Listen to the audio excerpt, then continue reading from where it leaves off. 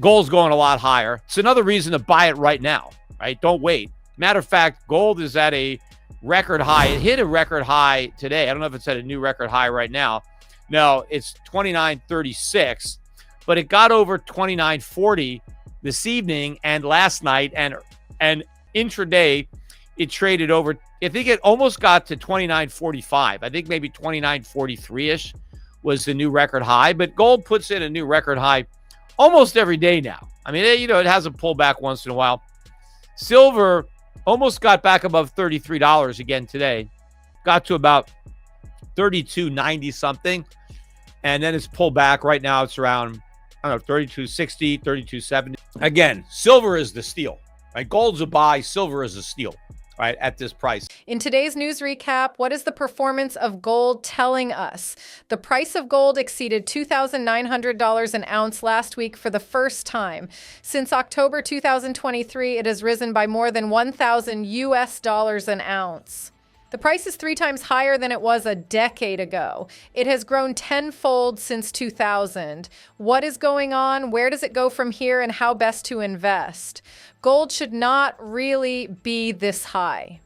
Traditionally, the precious metal performs badly when interest rates rise. That is because, unlike bonds, shares, cash, or property, it does not pay investors an income. When the yields on those other assets are attractive, there is less incentive to hold the barbarous relic, as the economist John Maynard Keynes called gold. That is the case today, but still gold is hitting new records.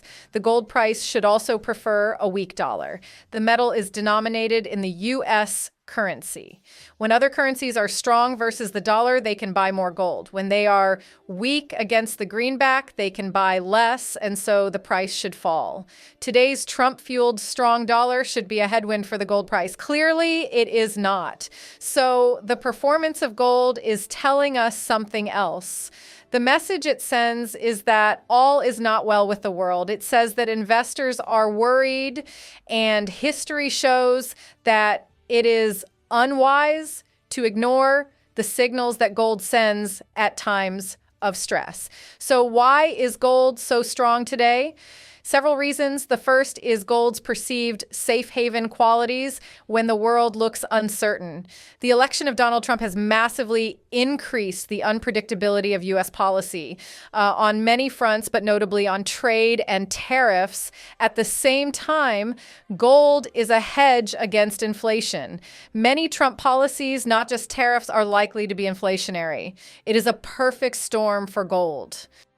Now we'll show you the best clips of the latest interview. Don't forget to like, subscribe, and turn on notifications so you do not miss out our daily recaps. And check goldsilverstacks.com to get your Stacker's Handbook, the ultimate guide to stack gold and silver, packed with strategies to trade the gold-silver ratio and get more ounces and build wealth over time, so you don't have to rely on market commentators to make your investment decisions. Enjoy the episode. The last time that the gold was audited was 1953. 1953. Not many Americans alive today were alive the last time there was an audit of the U.S. gold holdings. So how do we know that the U.S. government still has all the gold that they claim to have? Well, we don't know. I mean, maybe they don't have it. Maybe it's been leased out. Maybe it's been sold. Who the hell knows, right? Maybe some of it's been stolen. Nobody knows. Now, of course, it doesn't really matter in a sense that it used to matter, because back in the 1950s, when they were auditing the holdings, people who held Federal Reserve notes wanted to know that the gold was there, because that's what those notes were. I went over this on the podcast. Federal Reserve notes were promises to pay gold. They were promises to pay dollars, which were defined by a weight of gold. So if you had $35 and you were, let's say the French government, and you had $35 in reserves, you were entitled to an ounce of gold. Well, you weren't going to take the U.S. government's word for it. You wanted to see some independent audits. And so there were audits of the government's gold holdings. So okay, yeah, they've got enough gold to back up their notes.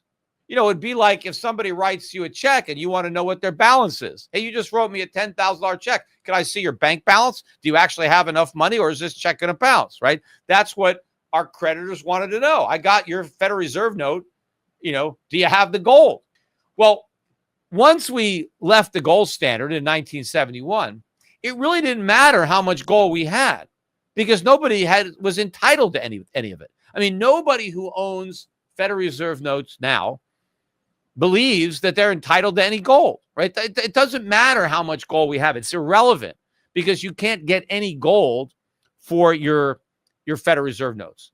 Now, the relevance might be that's our reserve to support the dollar, right? Because other countries have their reserves in dollars, or they have it in euros or yen or pounds or other currencies. The United States hardly has any foreign exchange reserves, hardly any. But what we do have, in theory, is a big hoard of gold. And so what that gold would enable us to do, if the dollar really started to fall, right, and we wanted to defend it, we could take gold and sell it and buy back dollars, right? We can, use our gold to buy back our notes, right? But if we don't actually have that gold, right, if it turns out that gold isn't there, all hell's going to break loose, right? There are some people who think, well, that'll be bad for gold if we don't have it. No. It'll be phenomenal for gold if we don't have it. If the United States doesn't have that gold that we claim to have, gold prices are going to go ballistic, and the dollar is going to tank, because that means we are defenseless. We have no reserves of anything in order to defend the dollar. And it means the U.S. government needs to buy gold. Well, where's the price going to go if the government doesn't have the gold that everybody thought it had, right? So that is a big deal. And because if we don't have our gold, that doesn't just mean there's more gold in the world. It just means that the gold that China has, the gold that India has, the gold that Russia has, the gold that Saudi Arabia has, is the gold that we used to have, right? That's probably where a lot of these countries got their gold if we sold ours, right? It's not like there's just big supplies somewhere floating around, right? It's accounted for. We've just been overcounting it, which means there's not as much gold in the world as we thought, right? Because the U.S. government's gold's not there. Now, maybe China has more than they're letting us know. That's the other speculation. We have less and China has more. So we'll find that out in theory if we have an audit. Although, you might be afraid if they actually send some auditors down to Fort Knox and they get into the vaults and, there's just cobwebs down there. Are they actually going to come out and tell us that? In today's news recap, JP Morgan says central bank buying will drive gold to all-time highs. JP Morgan strategists expect gold prices to move towards $3,000 per ounce in 2025. JP Morgan strategists say there are multiple macro scenarios that will likely push gold prices higher in 2025. But after a 30% rally in 2024, some investors are skeptical about where demand will come from with prices at all-time highs. The key will be from central bank buying and gold exchange traded funds inflows, according to JP Morgan's head of base and precious metal strategy, Gregory Shearer. Central banks aren't done with gold yet, with added political uncertainty likely helping to stoke a revival into 2025, he said in a recent note. According to data from the World Gold Council, after dropping in the third quarter of 2024, central bank gold purchases accelerated towards the end of the year, adding 333 tons, 54% higher than the prior year. The People's Bank of China, PBOC, also returned to gold purchases in November for the first time since April earlier that year. Shearer said, with the PBOC buying again and the potential for China's currency to be further devalued with the risk of tariffs, we think gold owning appetite among Chinese consumers could receive a boost too, as investors turn to gold as a real asset store of value. JP Morgan strategists say there are two potential macro scenarios that will likely both be positive for gold prices, but for different reasons. Under a disruptive path scenario, Increased tariffs, trade tensions, stronger inflation, budget deficit expansion, and increased economic growth risks will fuel gold buying as a debasement hedge. In this scenario, central bank gold purchases will likely remain robust as markets experience higher yields, a stronger US dollar, and higher gold prices.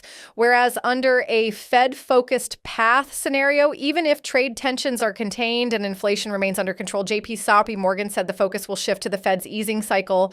This scenario also skews bullish gold in a much more traditional way, given gold's characteristic bullish skew versus falling real yields over a Fed cutting cycle, the note said. In either case, both scenarios will all help push gold prices towards JP Morgan's forecast of $2,950 per ounce by the fourth quarter of 2025.